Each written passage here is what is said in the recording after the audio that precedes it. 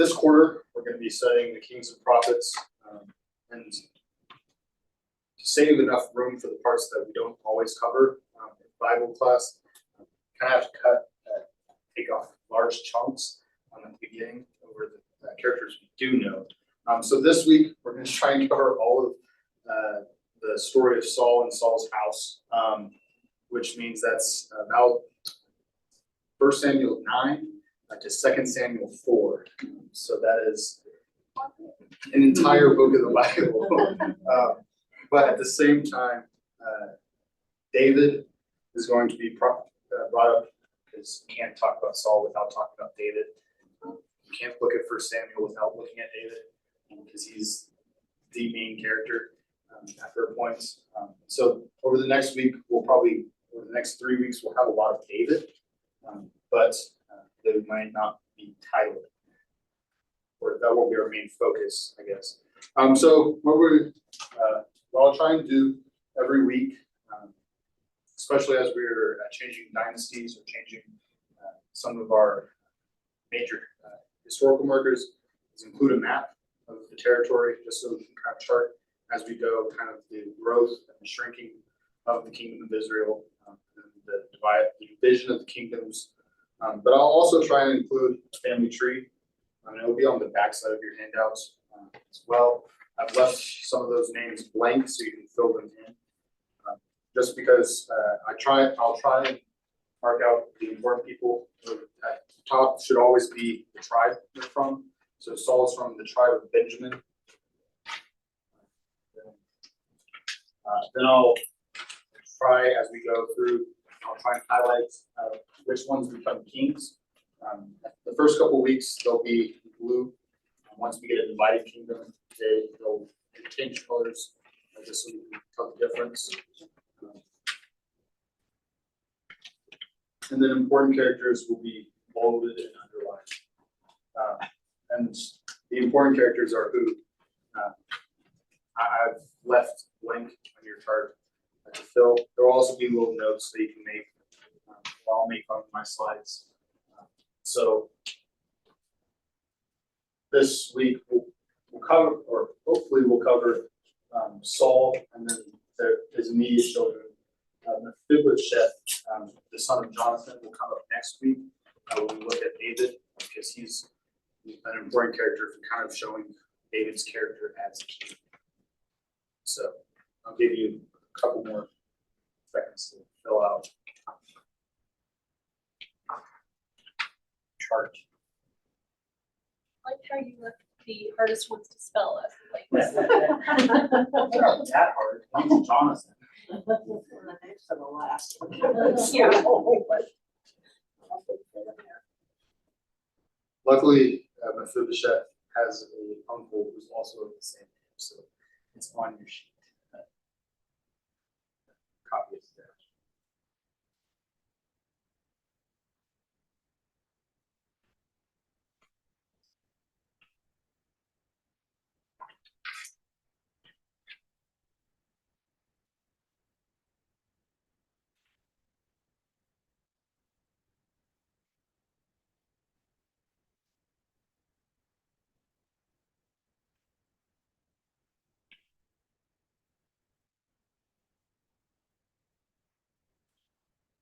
So when we meet Saul, that's in 1 Samuel chapter 9.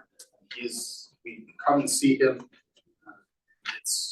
Israel has come before Samuel and said, we want a king. We don't want judges anymore.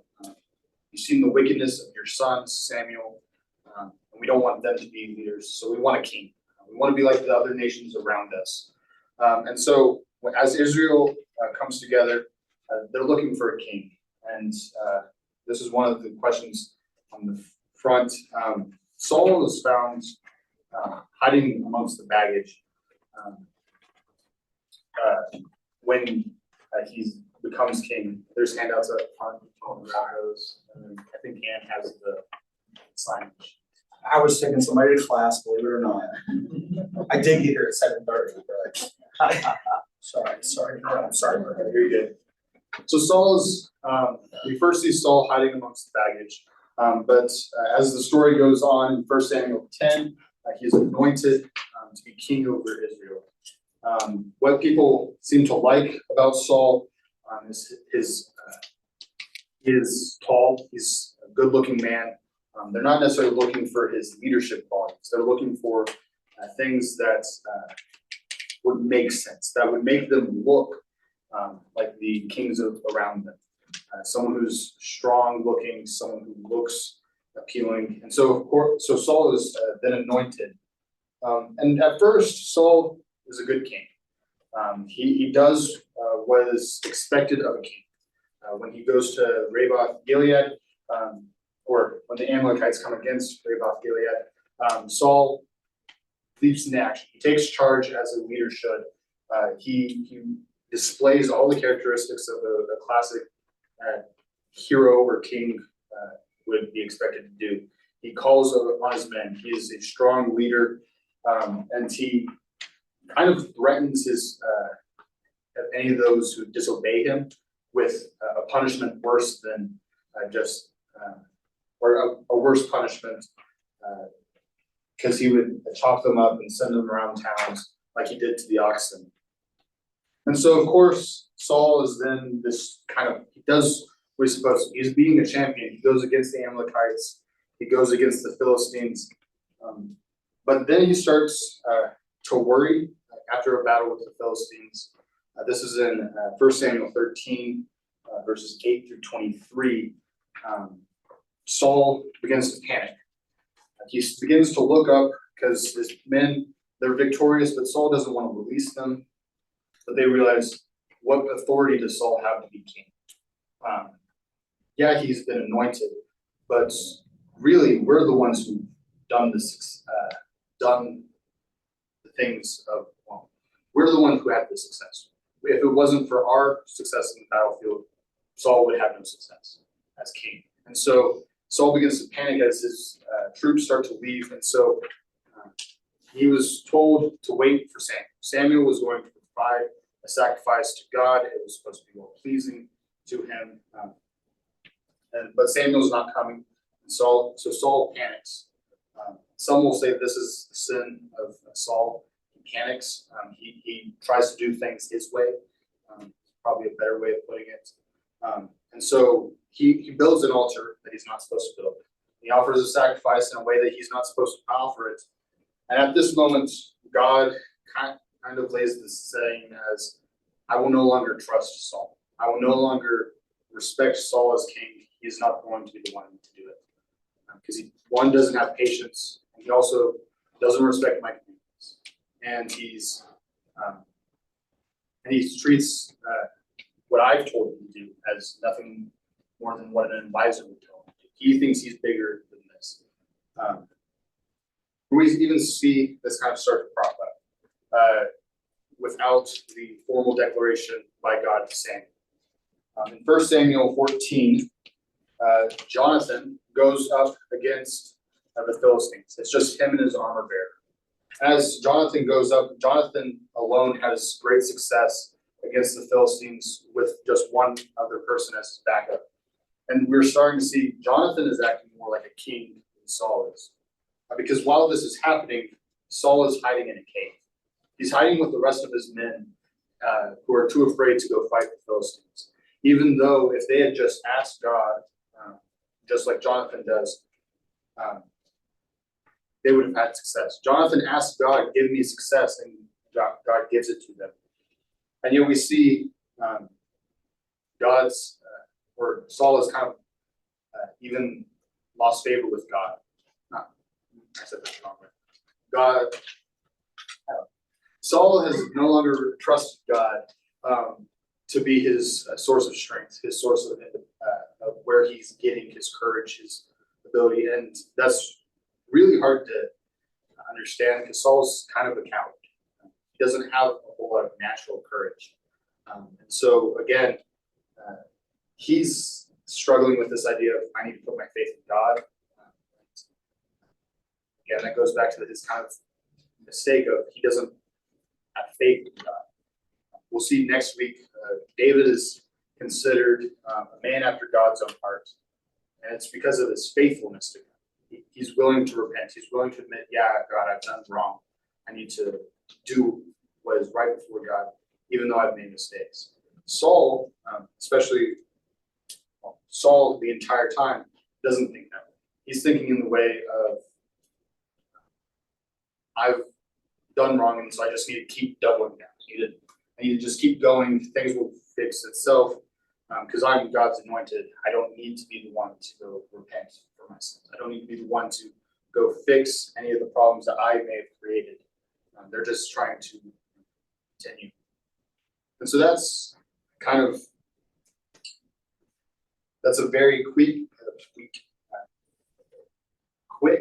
overview of that first little bit right before we get introduced to David. I would like if someone could read 1 Samuel 16, just that first little bit with Samuel's looking for David.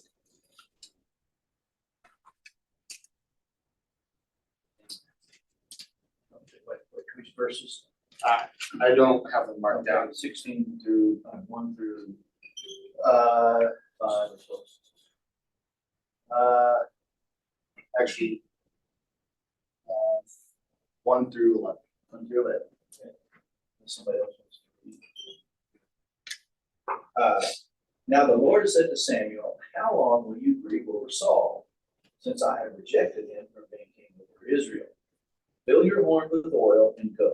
I will send you to Jesse, the Bethlehemite, for I have selected a king for myself among his sons. But Samuel said, how can I go? When Saul hears of it, he will kill me. And the Lord said, take a heifer with you and say, I have come to sacrifice to the Lord. You shall invite Jesse to the sacrifice, and I will show you what you shall do. And you shall anoint for me the one whom I designate to you. So Samuel did what the Lord said, and came to Bethlehem. And the elders of the city came trembling to meet him, and said, do you come in peace? He said, in peace, I have come to sacrifice to the Lord. Consecrate yourselves and come with me to the sacrifice. He also consecrated Jesse and his sons and invited them to the sacrifice. When they entered, he looked at Eliab and thought, surely the Lord's anointed is before him. But the Lord said to Samuel, do not look at his appearance or at the height of the stature, because I have rejected him. For God sees not as man sees, for man looks at the outward appearance, but the Lord looks at the heart. Then Jesse called Abinadab and made him pass before Samuel. And he said, the Lord has not chosen this one either. Next, Jesse made Shammah pass a pie. And he said, the Lord has not chosen this one either.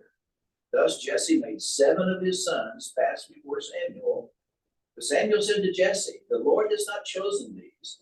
And Samuel said to Jesse, are these all the children? And he said, there remains yet the youngest, and behold, he is tending the sheep. Then Samuel said to Jesse, send and bring him, for we will not sit down until he comes here. All right, thank you. So, right off the bat, before we even really get any of David's dialogue or his natural actions, we're supposed to kind of draw parallels between what David has gone through to become anointed to what Saul goes through. One thing that I found interesting is, unlike or similar to Saul, David's not immediately present. But there is a small difference, and it may be semantic, it may not, but David's not hiding from God. He's doing his duty. He's doing what he's been asked to do. Whereas Saul, he's hiding from his responsibility. David is the youngest born, whereas Saul is the eldest of his family. And so Saul is expected to be with the rest of the eldest in this time of trying to pick a king. And Samuel even has the understanding of, well, I need to be looking for someone who kind of met the same criteria as Saul, someone who's tall, someone who's good looking, someone who would be well pleasing to the eye, just like we kind of did with Saul. But God says, no, I'm not choosing them like you chose them. You chose kind of a stinker of a king. I'm choosing the king that fits for me, someone who's feeling of responsibility, someone who is has the heart for the Lord. And the next little instance we get is it's the story from 1 Samuel. That I think we all know. It's David and Goliath. But again, there's something interesting happening while David is out fighting Goliath. He's one of the last people to arrive at camp because he's just bringing supplies to his older brothers. And so David's not even supposed to be there. He's not a warrior. He's still a young man. We know the story. He's short compared to Goliath because everyone was short compared to Goliath. But Goliath, what he's been doing is calling for Israel's champion. Well, in those times, a nation's champion, an army's champion, was either their best general or their king. And Saul is with the camp of Israel, yet he is hiding in his tent. He has removed himself from the battle lines because he does not want to be the one kind of forced out into the crowd to say, well, here's our king, here's our champion. He needs to go face Goliath. And so instead we see David, this boy, becomes the champion of Israel. Ever since 1 Samuel 16, I think David knows exactly what he is going to be. He knows he's going to be king. But we'll see later how, even though he knows he's going to be king, he doesn't always act like the king. I'm not saying that in a bad way. He still treats Saul as the king. Because as David grows in popularity, Saul grows in jealousy. Saul is really bothered by the song. Saul has killed his thousands, David has killed his tens of thousands. Just because Saul still thinks of himself as, yeah, I've been successful. I've done great things and more. David, this boy, has surpassed me. And we'll see in 1 Samuel 18, Michal is wed to David. This is the daughter of Saul. And part of this is Saul's probably in that mindset of, I need to keep my enemies closer so I can keep my eye on David. But also part of it is he sets this dowry price for Michal with, I think it's 300 Philistine foreskins, which is not quite how it's means in the Hebrew. It's not just the foreskin. However, it's this idea of you have to kill all these Philistines and spend the time defiling the bodies, which would open you up to a secondary attack from any other forces because you're focused on collecting this quest item for Saul. But David does it. He has great success. And this only enrages Saul more. We get this instance where David has come back from the war. He's been successful and he's in the presence of Saul, and Saul throws a spear at him. And at first, David doesn't know what to make of it. He doesn't know if it was something he did at the moment that displeased him, or if Saul was truly after him. And we see that Saul's son Jonathan even struggles or helps David try and figure out what it is. There's this idea of Jonathan has more loyalty to David than Saul, his father. Yet at the end, it's described as even to the end, Jonathan was more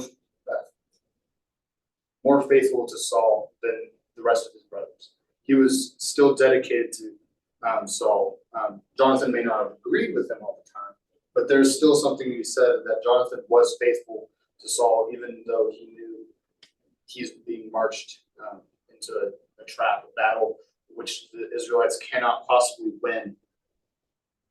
And so Jonathan warns David, you need to flee my father. He means you harm. And we get Jonathan shoots the arrow a far way off to warn David, you need to go a far way off. You need to start your escape of Saul. And at the same time, Michal, his wife, deceives the guards of Saul by making it look like David is still there and is sick. to add some more time to how long David can escape for. And now, while they're on the run, David and his men, David has kind of already gathered this kind of kingly following. He has his troops that are loyal to him more than they are to Saul. We can think of, I guess, a more modern sense. We recently had that Russian Wagner group. Well, that group was more loyal to the leader than it was the leader of the country. Not saying David is this just military leader, but it's that idea of he's had such great success that he's gained loyalty that surpasses some people's loyalty to their country, to their king. So David comes to a synagogue, or I guess, however we want it would become what we consider a synagogue in the New Testament. And the priests are supposed to leave out holy bread for God on the altar. And David comes and his men are hungry. They can't find any food, and they come to the priest and says, "Give me this food." It's referenced in the New Testament, especially when the Pharisees trying to entrap Jesus and the disciples for eating on the Sabbath or plucking the heads of grain on the Sabbath. And so what we see is this is a moment where the rules are bent, but it's bent for a good cause. We're feeding people who are hungry, who don't have means to feed. The law is not meant to exclude you from doing good. And that's the lesson Jesus is trying to teach the Pharisees. But in this moment, the bread is given to David and his men, but so is the sword of Goliath. This is one of those moments where David just stumbles upon the one place that seems to hold a weapon. Because at this time, the Philistines have been raiding the Israelites. They still hold a large influence over the region. And going back to the story of David and Goliath, it's told to us in a way that only Saul and Jonathan have swords. Because they're the leaders, they're the kings, they're wealthy enough to have money to buy swords from the Philistines. Because the Philistines have taken up the swords of Israel. They have taken away their blacksmiths because it's harder to fight with farm equipment, with random items that you can find rather than swords. So they're trying to weaken the Israelites. And so David now is one of the few people who has a sword, similar to Saul. And I think this is one of those moments where you kind of start to see David is growing in this image of what a king looks like.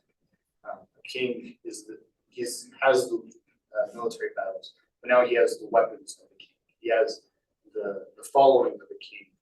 And he has the respect of the religious authorities like a king. However, Saul is not happy with these priests. What we see is Saul has a spy among them, or someone who it's Doeg the Edomite, and what we see is Doeg comes to Saul and says, "These priests have betrayed you. They have given away bread that was meant for God, and they have given it to your enemy. They have given your enemy a weapon that, if you're walking around with the sword of Goliath, that's going to catch an eye, but it's also that idea of they have made him a warrior king that would rival you." And so Saul slaughters these priests. Again, we see Saul is not thinking in the right way. He's thinking of he needs to do things his way. He needs to do things that are advantageous for him. He's not thinking about what the law says, what the prophets would say to him. Because Samuel is still alive at this point, yet Samuel has even distanced himself from Saul. So it is one thing, skipping ahead just briefly, that this is one of those moments of Saul should have been talking to Samuel while he was still alive. Yet at the end of 1 Samuel, you see Saul's looking for Samuel when Samuel's dead. He goes to Samuel or goes to the witch of Endor and begs, I need to talk to Samuel. I don't know what to do. God's not answering me. Well, so far, he's not answering. He's not talking to God or Samuel or anyone who would be able to kind of steer him in the right way while they're right there still. He's still so tied up. It's not until the very end that he starts to pull back and realize, oh, wait, I need to maybe ask God for what I need to do. Michael, you look like you wanted to say something. No? Okay. So now we get David is living in caves. He's in the middle of the Judean wilderness, and so he's it's mirroring kind of how Saul acted earlier when the Philistines were attacking, and when Jonathan goes up for battle. Saul is in a cave. Well, now David's in a cave, but he's not hiding from his enemy. He's trying to find shelter.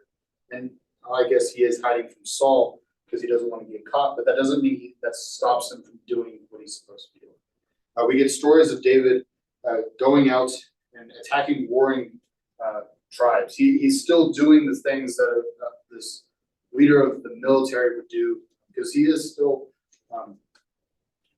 in that role that Saul had put him in as this leader of the armies of Israel. And so we see David still going out and fighting the enemies of Israel. He's still challenging those who would wish to do them harm, even though he's hiding in caves. Whereas Saul was hiding in a cave and wasn't doing those things. But as Saul is pursuing him, David, there's two instances of this. David comes to Saul, or Saul kind of just wanders into David's cave. And it's one of those funny instances of the way it's described is Saul is relieving himself. That doesn't mean he's just sitting in a cave, he's using the restroom. And so it has to be funny to think of David's hiding in the shadows and just watching Saul do his business and but he's trying to not, one, get caught, but also he's trying to let Saul know, I could have killed you. So the first time he cuts off the cloak or a piece of the cloak of Saul. And what we see is David is physically pained for even thinking about bringing his sword up against Saul. There's something to be said of David has such a respect for God and who God has anointed as king that David remains fearful of who Saul is and doing harm to who God has said is the leader of Israel. Even though God has already passed over his favor from Saul to David, David still has this respect for Saul in this moment. And then we also get David stumbles across Saul's camp and steals his spear and his jar of water. And then we'll later come out and say, Saul, I once again was able to take these from your camp, from by your side, and yet you are still alive. I still spared you because I trust you. Why are you hunting me? I'm not your enemy. Because at this time, Saul's kind of divided the kingdom. There's those who are loyal to David and those who are loyal to Saul. Later we'll see this kind of falls along those north-south boundaries. That will happen with Rehoboam and Jeroboam. And it happens with David and Ishbosheth, which is kind of where we're going to be closing this evening. But we see Judah remains faithful to David. That's where David finds his support. But at this time, the Philistines, the Amalekites, all these nations surrounding them haven't stopped attacking Israel. They still haven't stopped attacking Judah. And so there's this, Saul is spending all this time, his manpower hunting David. Really, he should be the one defending Israel. He should be the one doing the things of the king. And it's David who's still on the run from Saul, who's making the defenses for Israel. He's going up against these battles. One of the interesting stories we'll see that kind of shows us the legend of who David's becoming, is when he comes. I'm blanking on all the names. I know the woman's name is Abigail. Abigail's original husband, Nadab. That's it. So David comes to Nadab. He's still on the run, and once again, similar with the story of the priest, he's run out of food. He's looking for someone. Please give us access to a little bit of food so we can make our way to the next city or the next place, so that we may be able to stay away from this persecution that Saul's seeking to put on us. And so Nabal is one of the few loyalists to Saul that we kind of get, but he's kind of a foolish loyalist because he doesn't just say no, sorry.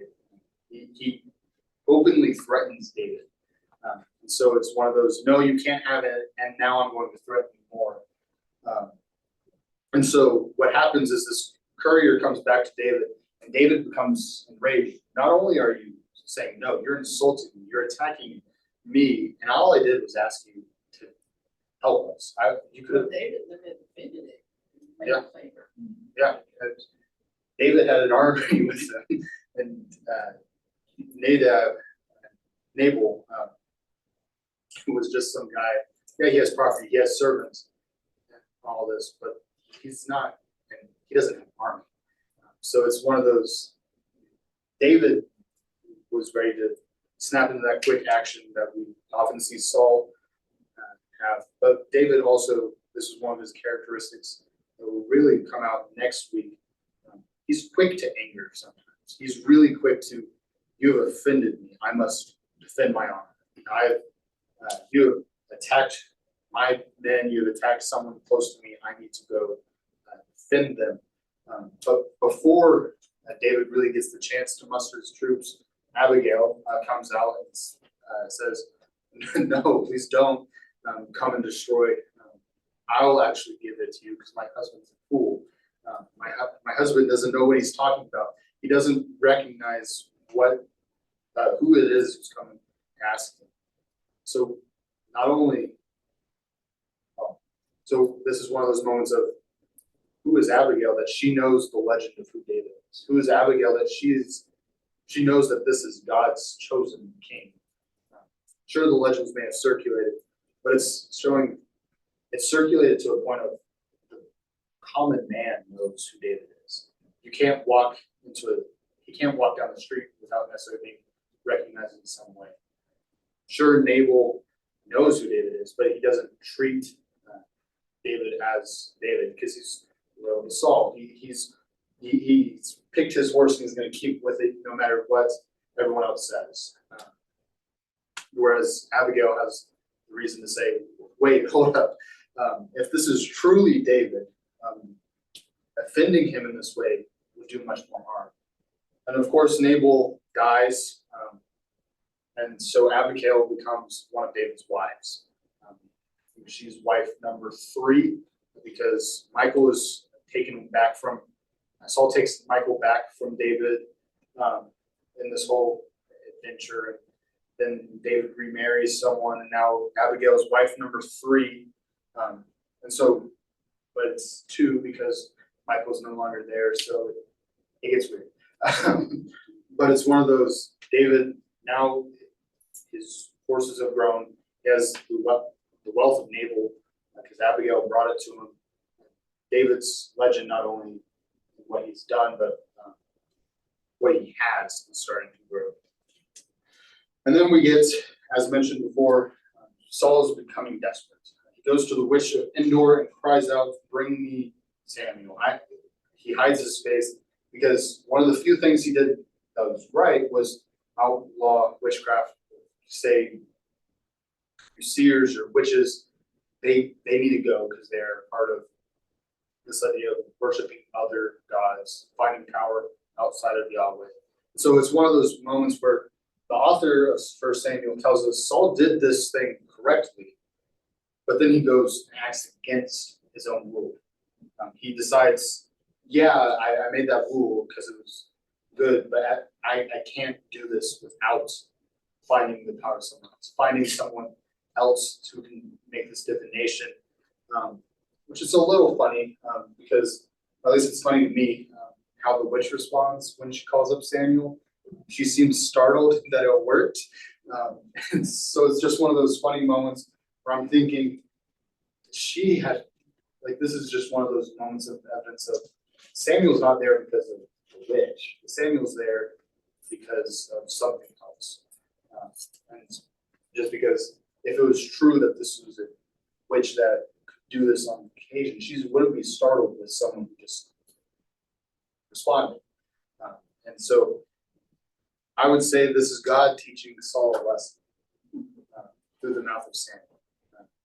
And Samuel's very upset. Why did you wake me from this rest of death? You really, you know. Sorry, no, you're good. You know what happens. You know that God's lost favor with you. You can't look at what your recent track record and say, yeah, God still has favor with you. If you did, if you still had favor with God, you wouldn't have the track record you have. And if you were truly in favor with God and you favored God yourself, you would have trusted it and you would have gone to him. God wouldn't have cut you off the way he did. But you're sitting here, you're looking at yourself, and yeah, you're throwing a pity party. You're looking for answers. Oh, why isn't God answering me? Well, because you weren't doing the things God told you to. You never returned to God in these moments of, wait, maybe I should have killed priests because they helped David. Maybe I should have done the things the king was supposed to do.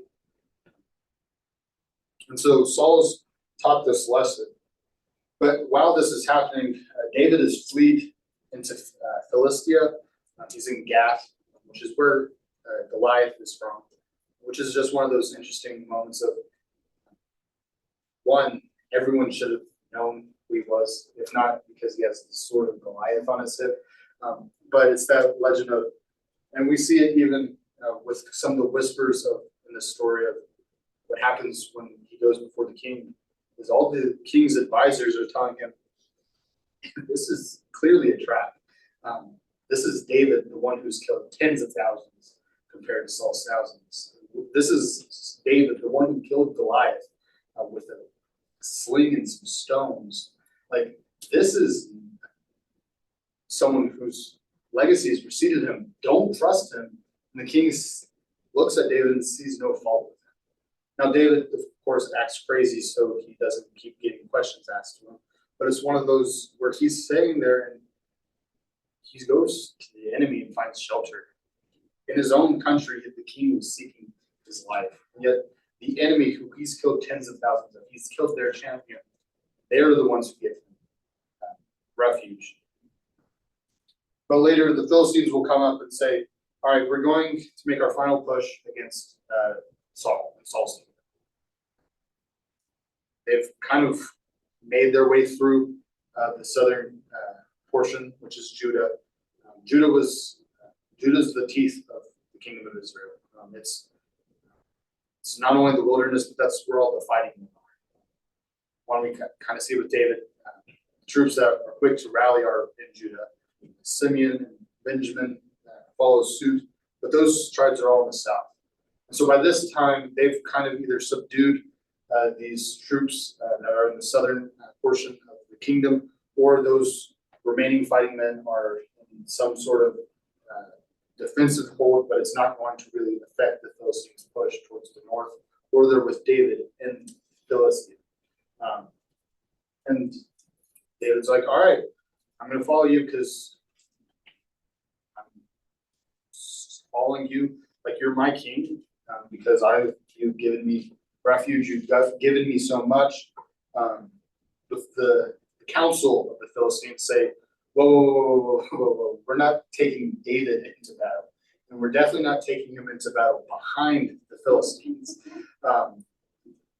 This story has been written, and it doesn't look good for us.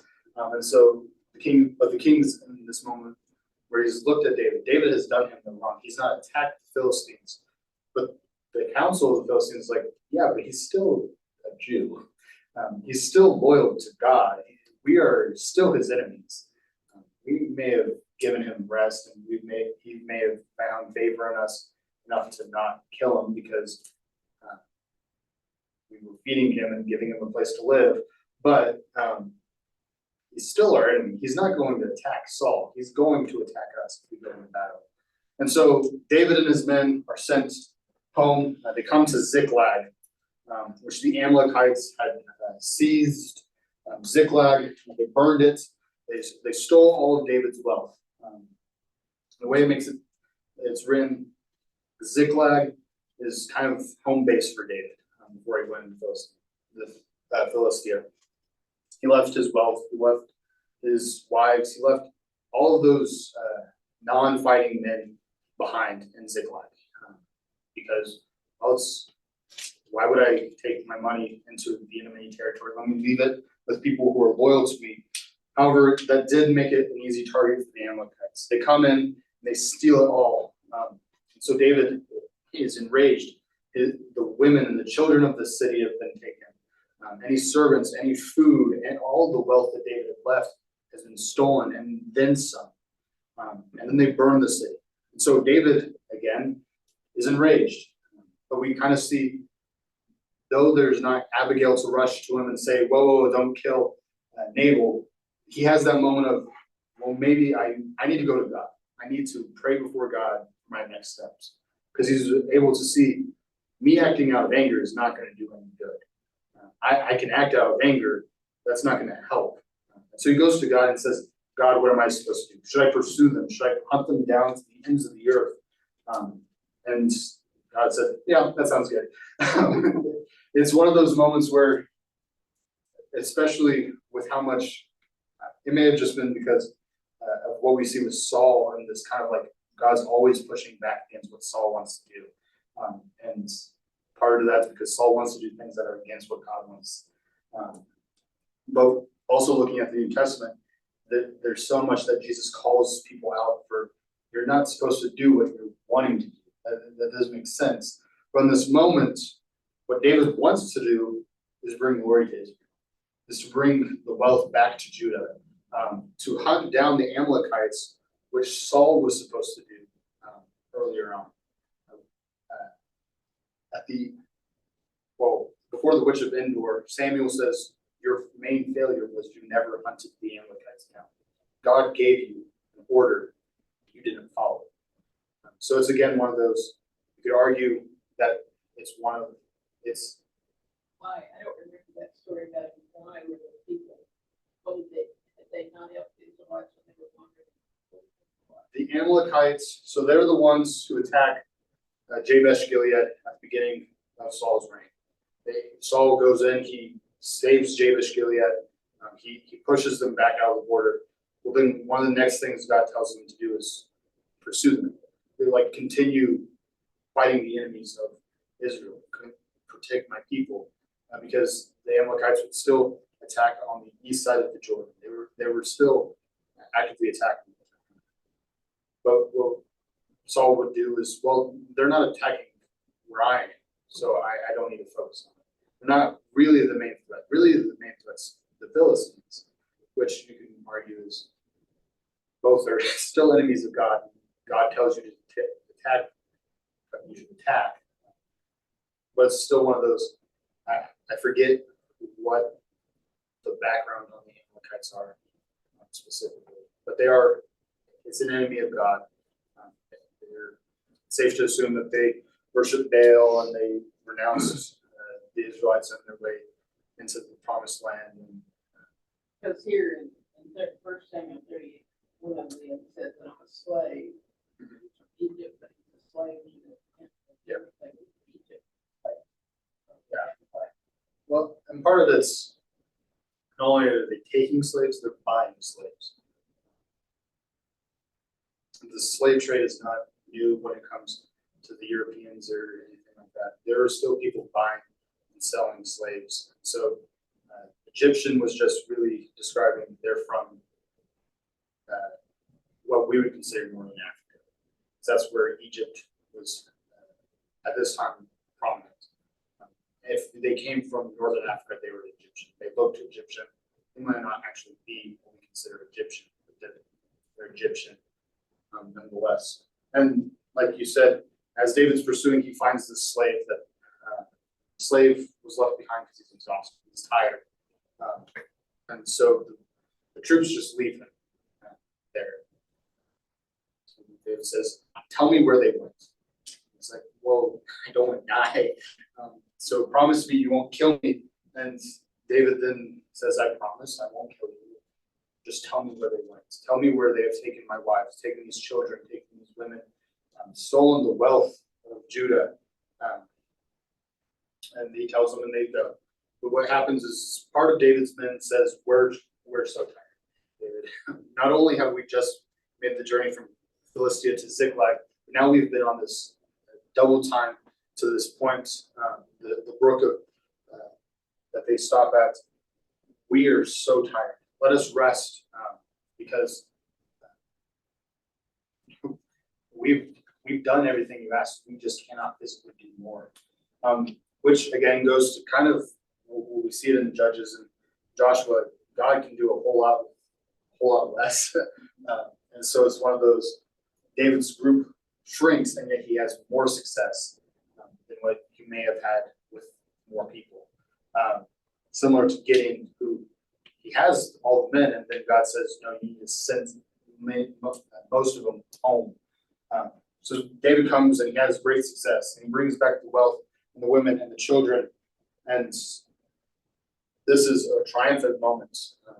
You have a precedent established because there's wicked men who went. It's called wicked. They just mean they're deceived by wickedness. They're not by nature wicked. But it's one of those. They're in that moment greedy. They want to say, David, we're the ones who went and fought. Why are they getting any wealth, any of the spoils of what we brought back? Because they stayed behind. And David said, no, no matter if you went into battle or if you were the one who stayed with what we had, you're going to get the same amount of spoil. And what we see is David then goes and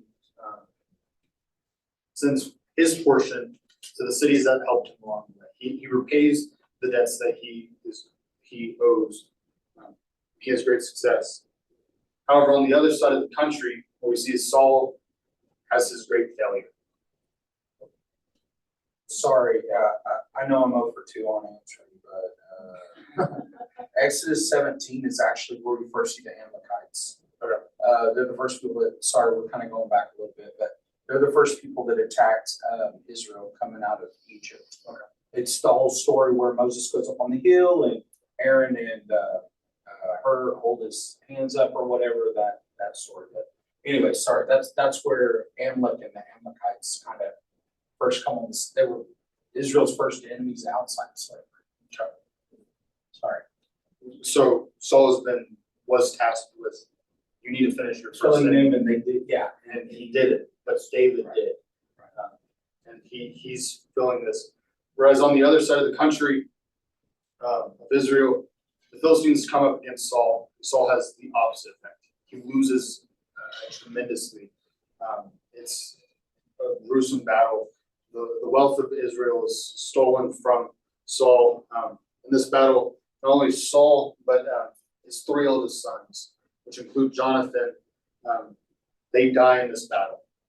And Saul sees his 3 oldest sons die, but as he's sitting there, he sees the Philistines coming up the mountain towards where Saul is. He's wounded, and he tells his armor bearer, "Please kill me, so that the Philistines don't defile me." The armor bearer says no, and so Saul then kills himself to prevent being defiled by the Philistines. But what we see is the Philistines still defile the bodies of Saul and his sons, including Jonathan. And what we see is Jabesh Gilead, that first city that Saul liberates. They're the ones who rally the men. And even though Saul has done all these wicked things, they, in a way of repaying Saul, go and find the bodies of Saul and Jonathan and remove them from Philistine captivity so that they can be properly buried, so that the bodies aren't strewn out through the streets, so the heads aren't being plastered on walls. They're concerned with, we couldn't ever repay Saul enough for what he did for us, but we can do this one last thing. So that ends 1 Samuel with the death of Saul. The second Samuel begins, and what we see is David is anointed king in Judah. However, in 2 Samuel 2, Ishbosheth, the oldest remaining son of Saul, is named king in Israel. And so what we have is this rivalry of the two kingdoms is already kind of formed. Similar. It's okay. Similar lines will be drawn later with the northern kingdom and the southern kingdom. But it's one of those moments of, we're already seeing not only the way they relate to David versus Saul, but even in this 3-year period after the death of Saul, there's that division between the northern tribes and the southern tribes. And so David goes on, and there's bloody battles. David is fighting in Gibeon. He's fighting and kind of having to go back on a conquest, not only to expel the Philistines who kind of overrun the northern tribes, but to also against some of these northern tribes that aren't loyal to David. But seeing the writing on the wall, 2 of the servants of Ishbosheth kill Ishbosheth in his sleep. It's one of those moments of they think that they'll get a better reward by claiming that they were the ones to deliver David's enemies to him. However, I kind of skip. 2 Samuel 1, there's someone who comes to David and claims, I was the one to kill Saul. It's expecting a reward. Likewise, these 2 servants come before David and say, we were the ones who killed Ishbosheth, give us a reward, give us honor. And likewise, in both instances, David says, punishes them for, you have struck down the Lord's anointed. You have basically put your hand against God. And so I, as the Lord's anointed, will repay you your evil with evil. I will put you to death. What you have done is a terrible crime. It's one of those moments where not only is David assuring his safety by saying monarchicide is bad and it's punishable by death, but it's also one of those, you thought you were getting something for yourself. You didn't realize what was going on. You're not acting in this idea of serving God or serving me, the king. You're serving yourself. You're trying to make yourself look better. And so Rechab and Bergan kill Ishbosheth in 2 Samuel 4, which brings us to 2 Samuel 5. Once again, David is anointed king, but this time it's over both the north and the south. He's anointed 3 times, which is one of those things that I didn't really know until I started doing the study for this class. And I do think it is interesting just how many hoops. David knows he's king. He's known he's king since he was a little boy, but he knows, like, he keeps doing not only what is right before the eyes of God, but he's proving himself before people as well. And so next week we'll pick up with looking at King David. Any questions? I know I just summarized an entire book of the Bible for you guys. And Just think of how tall Goliath was and how short David was. How did he handle that sword? How did he handle that? It had to be heavy. It had to Sure. be big, but he also had a lot of strength, I guess, from taking care of the sheep and doing what he needed to do. But that seemed like it would be a huge thing for David. it would definitely help him look more like a king. Yeah. It's probably Yeah. pretty too. It has to be a workout for him to do it. So, or for him to carry that sword and wield it in battle. So he's no longer the scrawny little kid who's tending the sheep. He's now filling out that form of what he looks like. But God didn't pick him for his form, he picked him for his heart. We'll talk about that more next week. There'll be a lot more of speeding through David. It's interesting, that even though God chose him for his heart, he was what he was described as ruddy and handsome. And, he had all the qualities that Saul had that way, except the height. Yeah. And so, it's interesting that it didn't play a role necessarily in what God did, but yet it was there. He didn't choose a weakling. Like I said, David was probably pretty strong. If you're killing bears and lions and sword would be pretty heavy.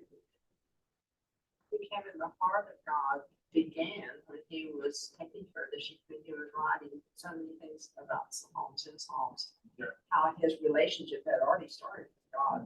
Sure. It was, I don't know how it developed, whether it was home or family or whatever it was, but he had that relationship with God. Thank you guys.